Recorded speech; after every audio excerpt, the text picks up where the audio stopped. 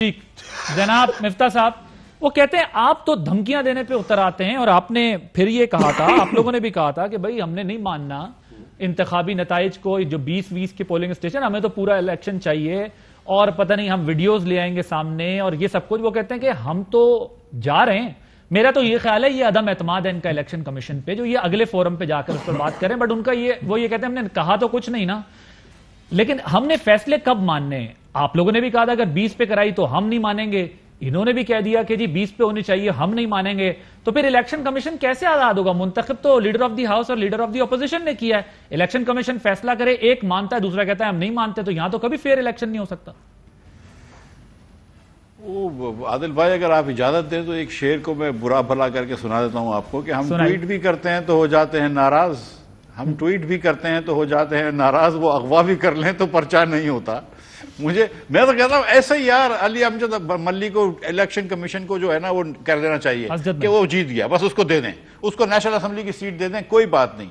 क्या फर्क पड़ता है दशका के लोगों की बात सुनी जाए कि नहीं सुनी जाए? क्या फर्क पड़ता है कि उन्होंने नौशीन को वोट दिए? क्या फर्क पड़ता है कि उन्होंने शेर के दरमियान को दिया? यार खुदा का खौफ करें, आपने अगवा करें लोगों, अगवा लोग को कर दिए। वो 20 लोग बोलते हैं कि हम आ रहे हैं, फॉग हो गई, फोन उनका बंद हो गया, उनका इंटरनेट बंद हो गया, उनका व्हाट्सएप बंद हो गया, किसी की गाड़ी फॉग में खो गई। उसके बाद आप इधर आके बातें करते हैं। आप लोगों को शर्म से मर जाना चाहिए, आप लोगों को चुप रहना चाहिए। एक चोर है, वो आज चोरी कर रहा था शाम से, आपने आखिरी ट्रक पकड़ी, बोलता अच्छा ये ट्रक वापस ले लो, ये ट्रक वापस ले लो, जो चला गया वो चला गया। पूरे दिन आप लोगों ने, आदिल अब्बासी साहब, आपके चैनलों ने, आप लोगों न्यूज वालों ने ये पाकिस्तान में ये इस्लाह करी है अल्लाह की मेहरबानी से, क्योंकि एक ही कंस्टिट्यूंसी थी, आप सबका उधर वो था, गाड़ियां खड़ी थी, कैमरे खड़े थे। आपने दिखाया है अली अमजद मल्ली साहब के साथ बंदा जो खड़ा हुआ है वो फायरिंग कर रहा था। आपने दिखाया है कि पुलिस वालों ने 5 घंटे तक जो है वो पोलिंग स्टेशन के वो बंद रखे थे। आप लोगों के चैनल में आया है कि उन्होंने कहा है, हमारे भाई उस्मान डार ने कहा है कि मैं 4 घंटे तक पोलिंग स्टेशन में बैठा था, तो किसी ने पूछा भाई तेरा वहां पे क्या काम था? आप ये लोग कह रहे हैं कि यार अगर इलेक्शन कमीशन ने कहा था कि मिनिस्टरों का काम नहीं है कॉन्स्टिट्यूएंसी के अंदर, तो मिनिस्टर एक दिन के लिए रिजाइन करे, वापस दूसरे दिन वजारत करे। ये तो आप लॉ की स्पिरिट को तबाह कर रहे हैं। आप लोगों की ये बातें सर, अब उनका आर्गुमेंट बेसिकली बात करी कि यार उनका, मैं मेरी अपनी राय का मैं इजहार कर चुका हूं, लेकिन इनका आर्गुमेंट बेसिकली ये है कि आपकी कैंडिडेट ने इतने हल्के नहीं मांगे, इतने पोलिंग स्टेशंस पे गड़बड़ नहीं बताई थी जितने पे इलेक्शन कमीशन ने खुद समझ के जो है वो इसको रीपोलिंग का फैसला कर लिया।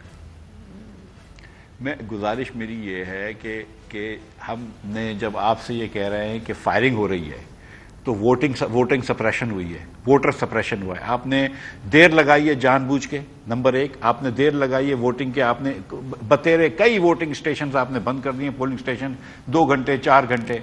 पुलिस गर्दी हुई है उधर, पुलिस ने एक तरफ की वो जानिबदार पुलिस थी, ये बात तय है, एडमिनिस्ट्रेशन जानिबदार थी। आपने हथकंडे तो देखें कि आपने पोलिंग, सर इतनी सी बात सुने, आपने पोलिंग प्रिजाइडिंग ऑफिसर्स को अगवा करा, उसके बाद आके आप टीवी पे बहस कर रहे हैं।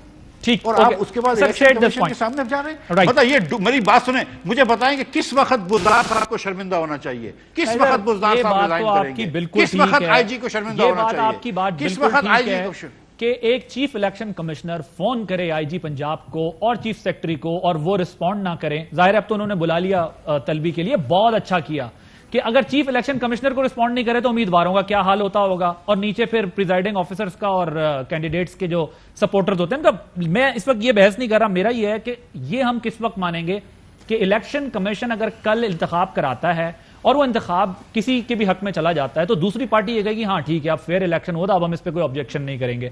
ये कब होगा? हमारे यहां अभी तो तारीफ कर दी अगर फेवर में है, नहीं होती तो फिर कहते हैं कि जी हमने सख्त एक्शन लेना।